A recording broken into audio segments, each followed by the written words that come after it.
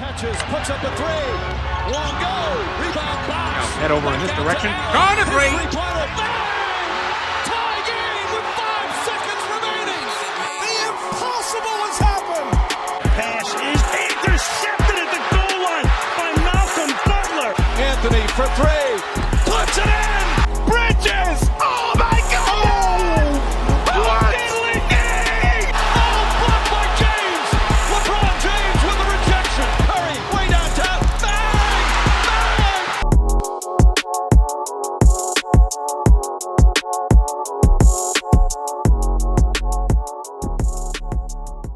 And we're back. What's going on, guys? Welcome back to Cam's Corner. Today joining me is a Providence College legend and a former NBA point guard playing from 1973 to 1978. Guys, help me in welcoming Ernie Digregorio, better known as Ernie D, to Cam's Corner. Ernie, how are you doing, man? Nice to meet you. I'm doing great. I played golf today. I walked 3 miles after. I lifted weights, and I worked out on my big balls. So I'm doing great. Before we start off, I always dedicate all my episodes to the late Dan Mazzulla. He was my coach back in my playing days for since 7th grade to my junior year in high school. So about like 7 years until he got sick with the brain tumor, unfortunately. But I was wondering if you knew him or if you had any kind of relationships with him. Yeah, I knew him well. He was a fun guy. He was I remember when he used to play, he was a hard-nosed player, really played hard. And I seen him right before I think he got sick. We went up to his gym and use it and work out a couple of NBA prospects. And, you could tell he was getting a little sick, but he was always nice to me. I have nothing but good things and great memories of him. Yeah, he's a great coach for me. I mean, as well as my teammates, I can say the same thing. You know what I mean? I learned everything I know from him. All this kind of stems from him and the mentality that he taught to me and my teammates. But so let's jump right into it. So after winning a high school championship with North Providence in 1968, what was the recruitment process like going into college at the time, and what were the types of offers and interest you were getting? Yeah, well, I didn't have many because, in Rhode Island's not noted for a hotbed of great basketball players. And I had to, when I was a junior in high school, I had Niagara, where Calvin Murphy went. I don't know if you ever heard this guy, Frank Layden. He coached Utah, but he was the coach in Niagara. He's the first guy that really showed interest in me when I was a junior in high school. And then when I was a senior, I pretty much knew I wanted to go to Providence. So PC, offered me a scholarship, but I had to go to prep school because I had to take my second year of algebra and Spanish. I didn't switch in high school to college curriculum till I was like a junior. So I didn't have enough credits, or maybe even when I was a senior. And then I went to St. Thomas More Prep School, and then I came back and went to PC. Yeah, so what made you choose PC predominantly? Because I wanted to play in front of my family, and PC had a great tradition of great players going way back from Johnny Egan to Vinnie Ernst to Lenny Wilkins to, Jimmy Walker. And they were on television. That was the only show. There was no ESPN in those days. And so everybody used to watch PC on Channel 10. And I watched it. And I couldn't believe, how much of an influence it had on the community. And I definitely made a major impact on me. And that's when I knew I wanted to play in front of my family and go to PC. Right. So like bouncing into your freshman year, I read an article by Craig Layton, who was a PC alum, was on PC's website in your freshman season in 1969. He mentioned he had never seen anything like what he saw on the basketball court when he used to watch you play. And, as for myself, looking at some highlights, it was almost like you were like ahead of your time. What I did was, being a local kid and being really confident, because I used to practice 8-10 hours a day. I was different than everybody else. Determined. Everybody else would go to dances. Everybody else would go to the beach. Everybody else would do other activities, but all I did was bounce my basketball in practice because I loved it so much. And so by practicing so much, I never had to look down at the basketball. So the ball became an extension of my hand so I could see the court. And what made me unique is I had the ability to hit that open man and in a way that brought the fans out of their seats. Yeah. And that was different. So from all that hard practice and passion, I developed a unique skill. Yeah, like the highlights I was watching, like behind the back passes, no look passes. Like who did you like mimic your game after, and like who did you like kind of who's like your role model in a way? Well, when I grew up, I used to watch Jimmy Walker play at Providence, and that was Jalen Rose's father, who played at Michigan State. Right. And he led the country in scoring his senior year. He averaged 30 a game. He was the first guy picked to the NBA draft. He played in the Holiday Festival, was a big tournament around Christmas time in New York City, scored 50 points, 2 years in a row. So I tried to, copy some of his spin moves, and, everybody develops their own game. But he was the guy I would say I modeled, I picked up the spin move that became my one move I could go to whenever I wanted to score. So he was the guy. Yeah. So did you like the name Ernie D? Did you develop that more in high school and that kind of just followed you into Providence, or did you get that name No, in college? it wasn't in high school. It was in college when the TV and radio announcer, had trouble pronouncing my last name. He couldn't say Digregorio. So he just said Ernie D, and that's how it stuck. It stood with me, Ernie D dribbles, Ernie D stops and pops, Ernie D. So that's how it evolved. Yeah, that's what I'm like kind of going to school for, and that's what I'm kind of very interested in is like commentating, color commentating, stuff like that. So I feel like this is a perfect way to get my name out there and get right off the ground. Yeah. Sure. But yeah, so transitioning into your sophomore and junior season, now with the Friars, your sophomore season, you led the team to a 20-8 record, bringing them the Friars to the NIT. But in your junior season, the Friars added Marvin Barnes, who you seem to have a great chemistry with on the court. Explain to me like your relationship with Marvin and how you and him worked as a duo that season and brought your team to the NCAA tournament, and then the next season to the Final Four. Yeah, Marvin was unique because he was 6'9", who could run like a deer and was very coordinated, could block shots, and he would get 20 rebounds a game. So anybody would like playing with someone like that. And we became good friends off the court also. I would go over his house in South Providence. He'd come over my house when my mother would cook spaghetti and meatballs on Sundays. So we developed a great relationship and a great chemistry where we two Rhode Island kids had one goal, and that was to become NBA first round picks. So we worked very hard at our craft every day in practice, and we never took a day off, and we're very confident players.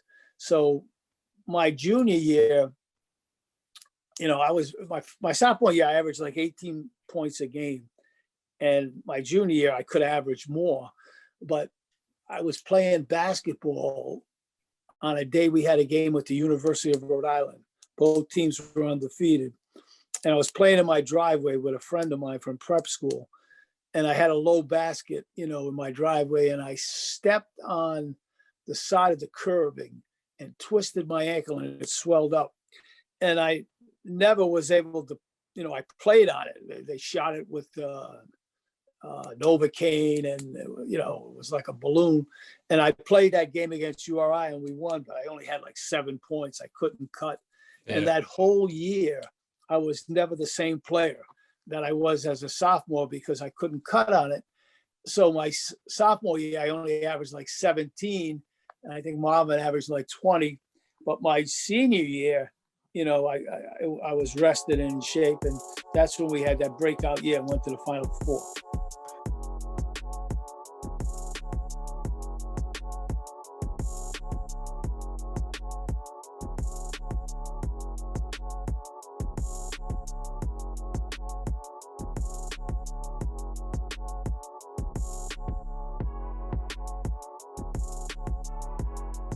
I think they had won 73 in a row.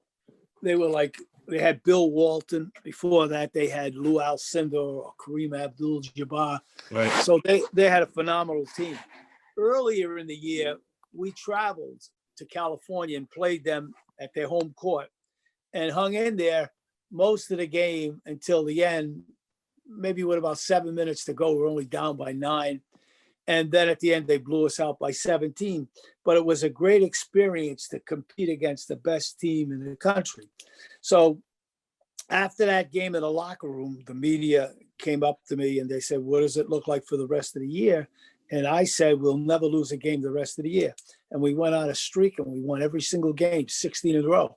So we get to the Final Four, and there's UCLA that has 56,000 students.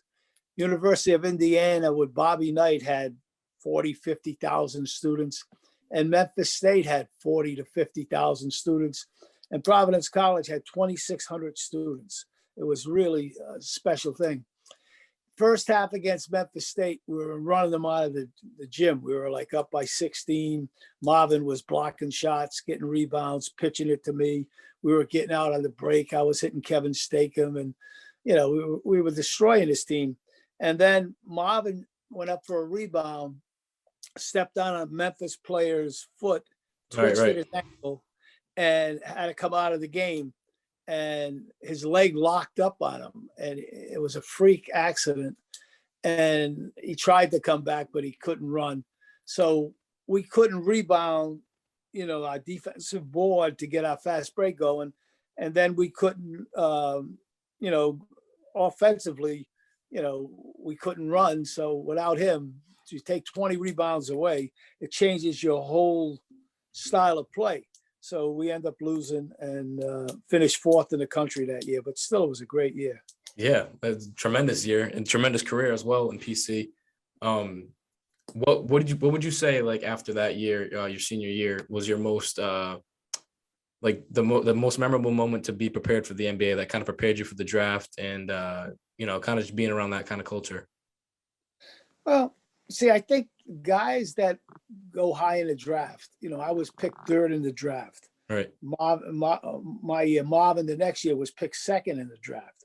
So when you get guys that get in the top 5, they don't really have one particular thing that prepares them. They just have a mindset that they know they're good enough, and they're able to do things that teams need. I think the biggest highlight of that year for me was when we beat Maryland down south to go to the Final Four, because in that game, and I've never seen this ever in a college game before, I had 5 offensive fouls called against me, which is like unheard of. I've never seen a basketball game in my life where one guy gets 5 fouls. That meant the referees wanted me out. They were from the south. But my team, we were up by like 12 or 13. And when I came out, my team actually increased the lead. So what it did was it had us playing at a really all-time confident high going into the Final Four. And we were playing that way against Memphis until he got hurt. I actually didn't know that Marvin got drafted the following year in the second overall pick. too. Yeah, I didn't even know that. Picked by Philadelphia, but went to the ABA. There were 2 leagues then, the ABA and the NBA. Right. He chose the ABA because they offered him more money, but he was a monster. He could really play. PC the next year, I went to the Elite 8 and lost to David Thompson. I was in Buffalo, my rookie year, but he was that good. Yeah.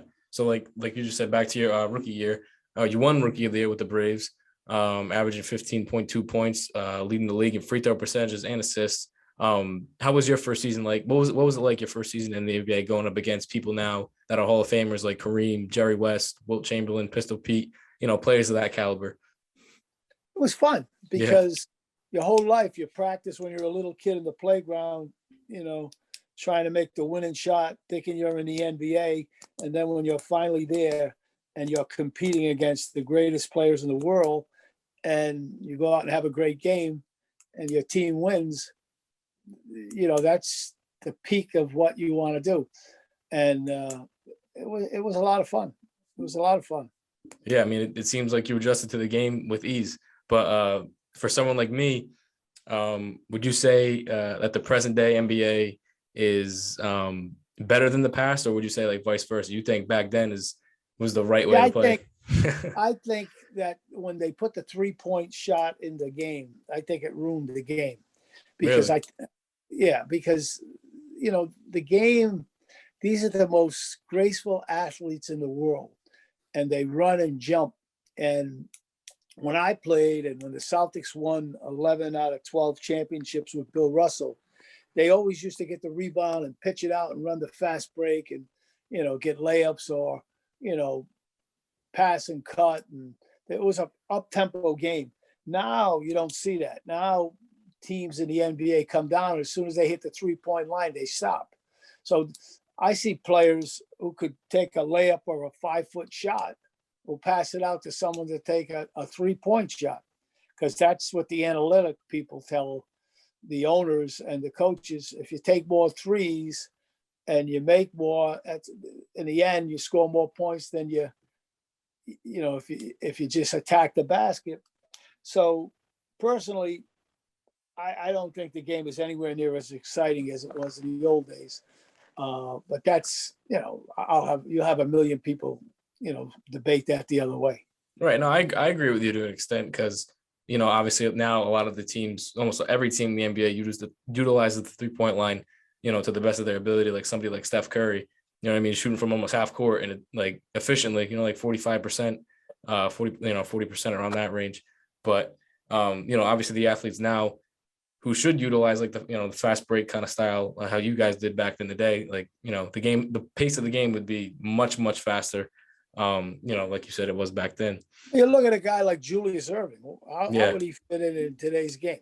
He's not a 3-point shooter. Right. He high flying act. You know what I mean? David, the greatest players to ever play.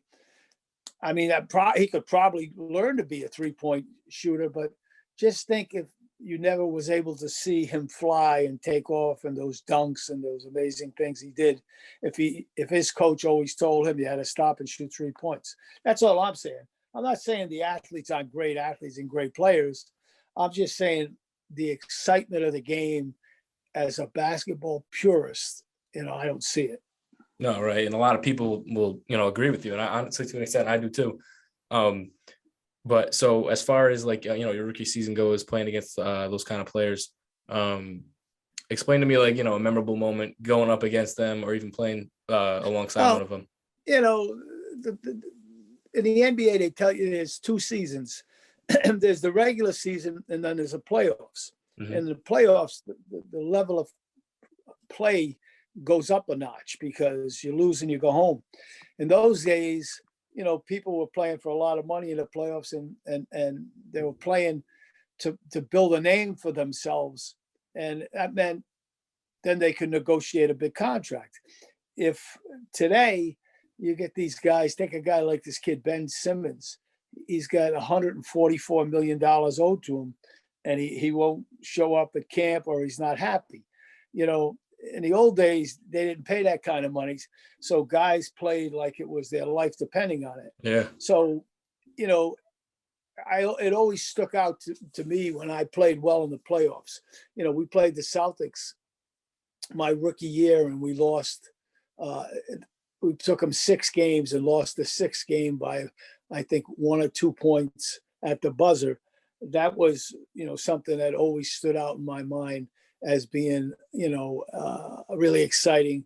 And, my 3rd year, again, we took them 6 games. And I think I had 1 quarter, I had 16 points in the 4th quarter. And that always stays as, a real positive accomplishment when you can score when the money's on the line in the playoffs. And then my rookie year, I had 25 assists on the road against Portland. That still is an all-time rookie record. Right. Yep. I saw that. With Nate McMillan, the coach of the Indiana Pacers. So those are things that pretty much stand out in my mind as probably my biggest accomplishments.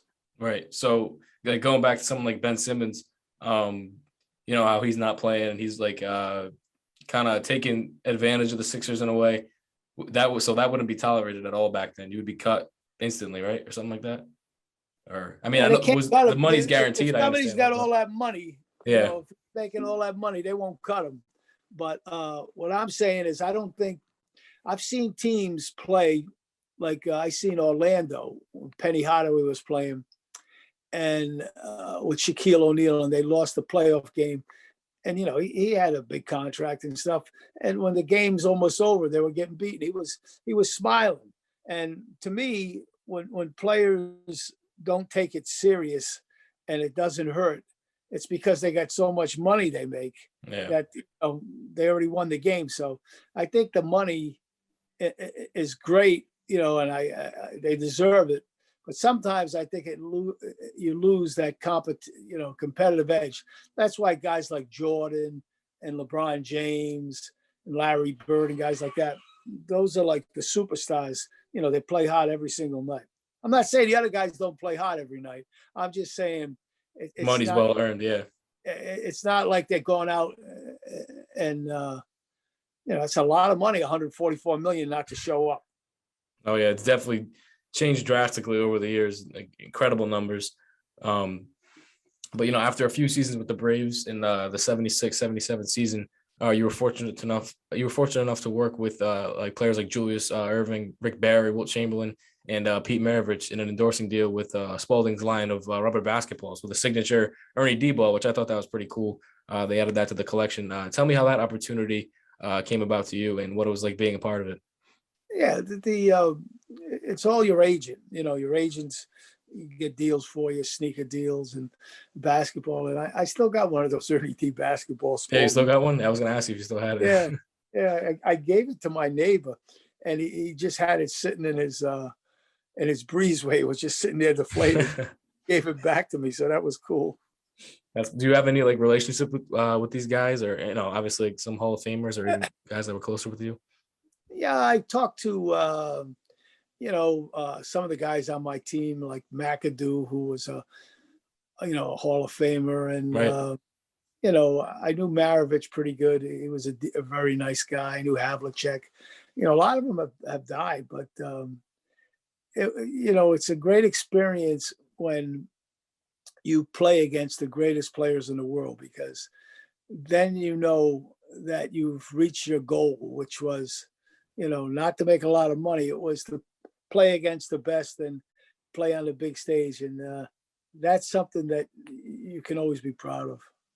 Yeah. What was it like going up, playing against, like alongside Kareem Abdul Jabbar with your time with the Lakers? That must have been pretty cool experience. He was phenomenal because he was so graceful. Yeah. And he had that sky hook where he would, shoot it down at the basket. Change the game. Yeah. Yeah. I enjoyed playing with the Celtics with Havlicek. His last game, I gave him his last assist. So he was really fun to play with because he always moved without the ball and made it easy for me to, set him up. And it was fun. Yeah. So what's the trading process like? Like, I know you were traded from the Braves to the Lakers, and you only had a short career with the Lakers, but what's the trading process like in the NBA? Well, again, it's the agents that work behind the scene, and they make the deals and stuff like that. You don't have any control over that.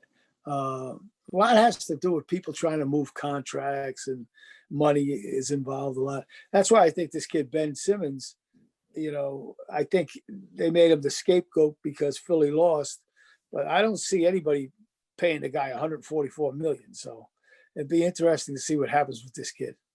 Yeah, I know it's been buzzing all over the media. I mean, there's no teams that really would trade for him because he's not.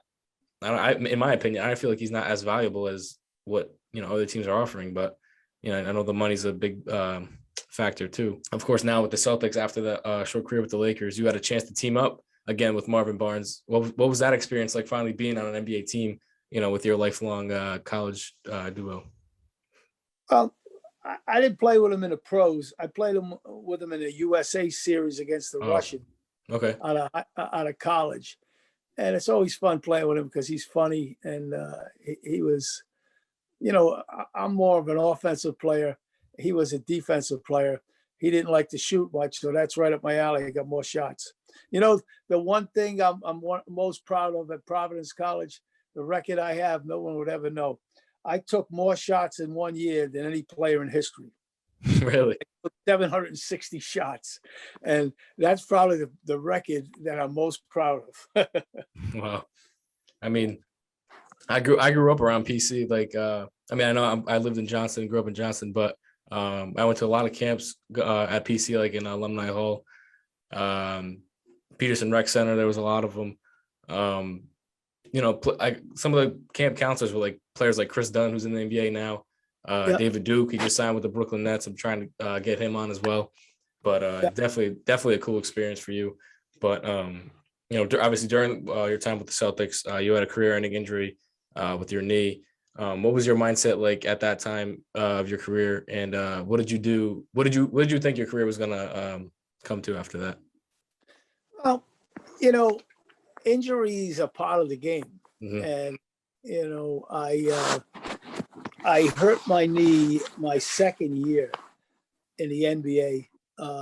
We played Oakland, Golden State out there in Oakland, and I just went to make a pass, and I felt a little pinch, and my knee swelled up. He took me out of the game, and I knew something was wrong. It just doesn't swell up like that. And the trainer was saying, "Nah, you just bruised it." And I said, "Nah, something's wrong." So they in those days they didn't do arthroscopic surgery, meaning today they go in with these 3 little tubes and they just take the part out that's torn. In those days, in 73, they go in and they took the whole cartilage out. It was like a major operation. So when they took that out, you know, my career definitely took a hit. I didn't play as many minutes, and you know, it wasn't as much fun. But you know, that's life. Life's full of up and downs. You know, like you said, you look at Danny Mazzulla and look at the break he got. I mean, if my bad break in life is going to be, you know, an injury with my knee, I can live with that. You know, and it's something you wish that never happened, but you can't stop those things. Yeah, there's nothing you can do. Like you said, it's part of the game. You know, but the time you did have before it, you left a huge mark for the Friars and in the NBA as well. Just recently, you were inducted to the College Basketball Hall of Fame in 2019. And for someone like me playing basketball like my whole life and being so young, not, you know, being able to see you play, like watching highlights on YouTube, like I said earlier, it looked to me like you were ahead of your time. And, you know, with the behind the back passes, no look passes, deep shot, you know, some deep shots that because the 3-point line wasn't even a thing back then. And just simply incredible and eye opening for me. It's cool for me to see you. You can still leave your mark for people who didn't get to see you play in that time period, which kind of leads me to like my last question. Where did your passion for basketball stem from? And what was your favorite memory? It could be high school, college, the NBA, anything that truly sticks with you to this day. Well, my passions, believe it or not, when I was 11 years old, I played Little League Baseball. And, you know, my first time up, I hit a home run at Lee Romano Field in Maryville, and I never hit another one. But with baseball, you always had to have, you know, like 2 teams to play. You just couldn't play baseball. But then I said, geez, I picked up a basketball, and I said, I could just go practice by myself. And I could just dribble my ball from my house to my grammar school, and where there was a hoop. And I could play for hours and hours by myself and get better. And that's basically where my passion started, when I was like 11 years old. If I look back and say what was the greatest moments in my career, you know, I feel when you play in college and you play for the fun of the game and the love of the game, it's totally different than when you play in the NBA, where guys are getting paid and money's involved. When money's involved in things in life, Cam, people can be awful funny. You know what I'm saying? And so I would say the most exciting time was when we had that run in the Final Four. And also after that, Marvin and I played in this Russian series and was like the MVP, like 5 out of 7 games and leading scorer for the team. Those moments were like, special. In the NBA, I did some really unique things by leading, the league twice in free throw percentage and assists and, being a rookie of the year. But the fun of it and the excitement was totally different because there were more, negative things going on in life, you're dealing with and serious things. But, that's life. Everything can't be happy and good. You have to roll with the good and the bad. So I have no regrets. I can say I played 5 years in the NBA and was rookie of the year. And, I can say I was a first team All-American and my senior year in college, 3rd guy picked in a draft. And then I was voted in the Collegiate Basketball Hall of Fame. Those are hell of accomplishments from a little kid from North Providence, who everybody said who didn't have a chance. Yeah, right. And that's the thing I'm trying to do. I mean, I know I didn't pursue my basketball career at the college level, but I'm trying to do the same thing, trying to make it out of a small town in Rhode Island. You know what I mean? Build the name for myself here. Hopefully one day on a broadcasting stage in the NBA, NFL, wherever my career takes me. But, truly inspiring to hear those kinds of stories. And I just want to know what are you doing nowadays after the NBA? I'm a writer. I've written 3 books, that'll be coming out shortly. One about myself and Marvin Bonds and my college coach and my years at PC. That'll be coming out real quick, like maybe in the next 6 months. And I've written 2 children's books. Everything's about basketball. Yeah. You live basketball since I was like 10 years old. I'm 70 years old now, and it's still basketball. It'll be basketball until I'm 90, but that's the fun of it. Basketball is fun. And I've got so many opportunities still, from basketball. So, anything's possible if you believe in yourself. And I had no problem believing in myself. I was a very confident, cocky player. Of course. I mean, I was too. And that's how I, live my life every day doing this. But that's pretty much all I got wrapped up. But, pleasure is mine as always having you on. I appreciate you so much reaching out. What'd you think of the show? What'd you think of the lineup? I just want to have a little feedback. Yeah, I think it's great. You're doing a great job. Keep going. Keep doing it. Any way I can help you, let me know. And I look forward to it, my friend. Thank you. Pleasure having you, man. I appreciate it so much. Thank you. Take care of yourself. You Thank too. You.